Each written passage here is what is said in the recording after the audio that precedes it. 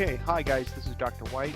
I'm going to run you through a couple of quick slides on Section 3 from Chapter 21, British Rule in India. We've already talked about some of this, but I want to make sure I go through and give some idea about what colonial Britain, or colonial India was like.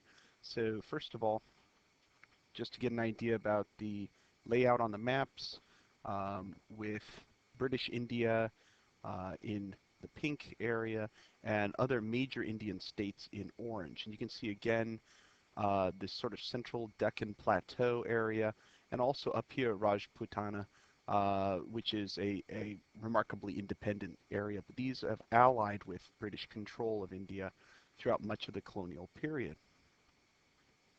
One of the attractions of India for many people in England was that they could live life that it was at a higher standard than back home. So for instance, here we see an Englishman being dressed for his day. He's got 4 servants. This is a level of a standard of living he would not have enjoyed back in London. And so for many British colonials, they saw this as an opportunity to live like princes, where they would not have otherwise been able to do. Now, with British occupation, quite a bit of this comes from the care, I guess, of the British East Indies Company.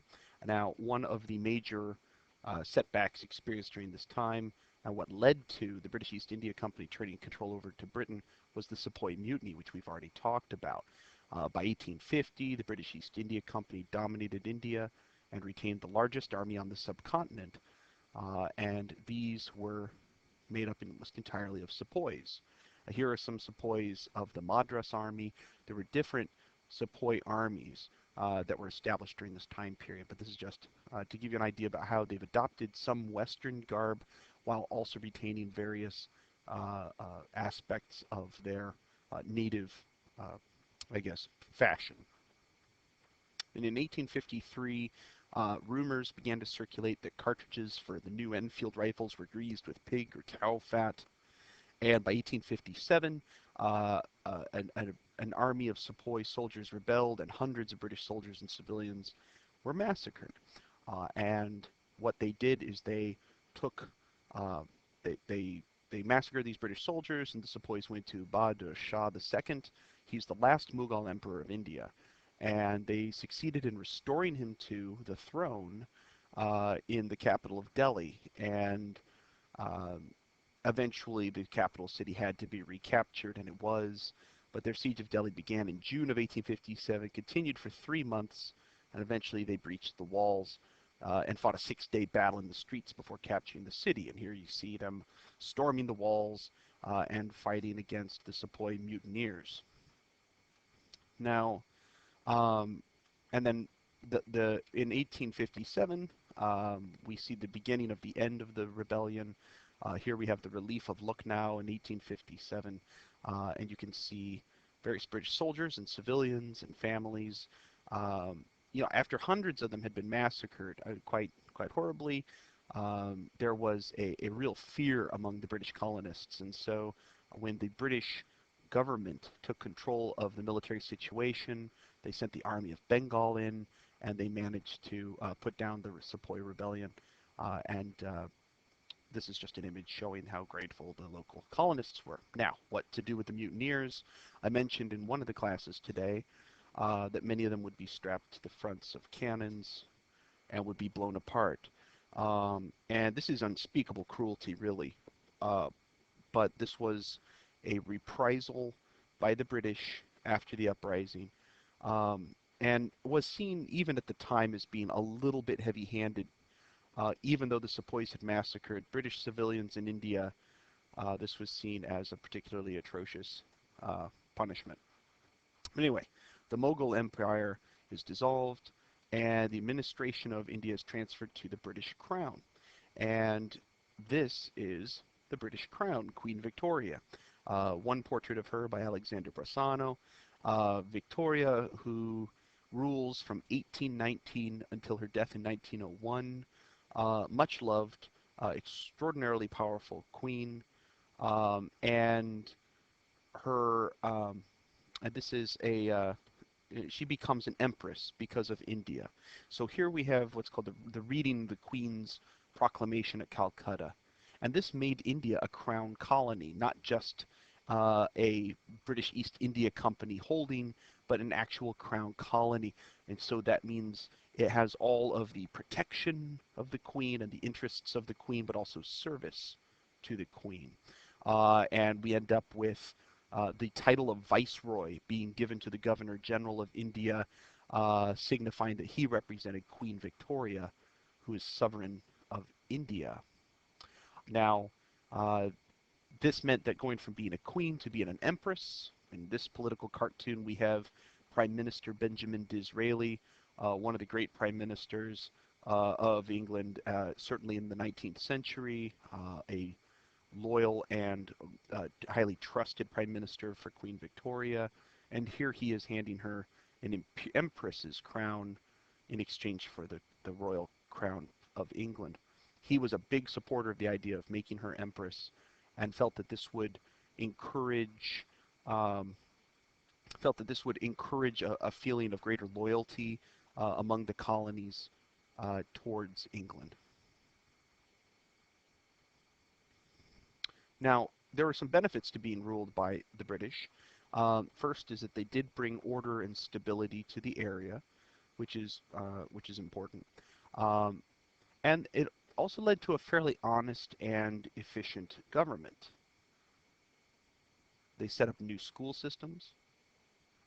They built roads, canals, and introduced the first rail network, one that would be extremely important over time. And they established a rule of law, including a Supreme Court. Here's the Indian Supreme Court in 1860.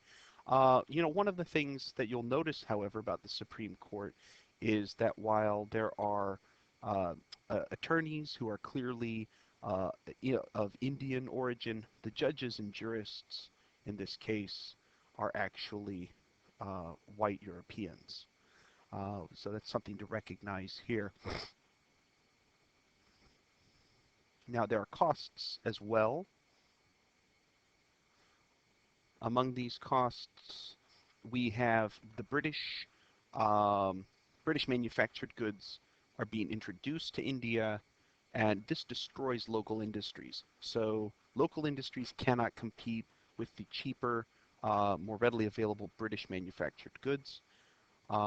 We also see zamindars, who are that's the title given to essentially like local landowners, people with enormous tracts of land. They begin to increase taxes in order to essentially exploit their position, and they use this in order to pay their own taxes to the British Crown. We'll see the British encouraging farmers to grow cotton as a cash crop. By doing that, many of them are no longer growing food, so instead they're growing cotton. The cotton is then exported to Britain, where it is manufactured into textiles and then sold back at a higher cost to India. And so India ends up losing much of its industry. British rule was often arrogant and degrading. We have a number of sources on that, including sources by George Orwell, who lived in that region during the time. And they disrespected India's cultural heritage. So with the idea that notions of Hinduism and caste system were superstitious. So not particularly great to live under English rule in some cases. One thing I'd point out here is that while the British, one of the economic situations is that the British had no interest in industrializing India. They did not want their colonies to industrialize, because if they did, then they would be competing with factories back home. And that was not what they wanted to do. These were places for producing raw materials and goods, and for purchasing the manufactured goods back from the mother country. So uh, anyway, obviously with all of this, we do end up with some nationalists. We've come upon nationalism before. We end up with a congregation of Indian nationalists calling for reforms, and they're looking for a share in the governing process. As you recall, nobody in the Indian Council is actually from India. They're all European. We also have Muslims in India who begin to call for a separate Muslim league of their own, fearing that the Hindus are going to find greater favor over them, and so they feel that they're competing for power. Now, Mahatma Gandhi, who is a Hindu leader of the nationalist movement, he establishes India's independence through a nonviolent revolution. And he uses something called satyagraha. Satyagraha, or soul force, um, essentially means passive resistance. So the idea of being that you don't actually have to commit violence in order to have a revolution, in order to resist the oppressor. And here is Mahatma Gandhi himself. He was actually uh, trained in England. He became a lawyer. After studying there, he worked for a while in South Africa, which was another British colony. He saw the injustices there. He later went back home to India and sought to um, uh, amend the injustices in India as well. Now, one thing that India had was a monopoly on salt. Salt is vital for life. Many of you may not realize this, but you need salt to live.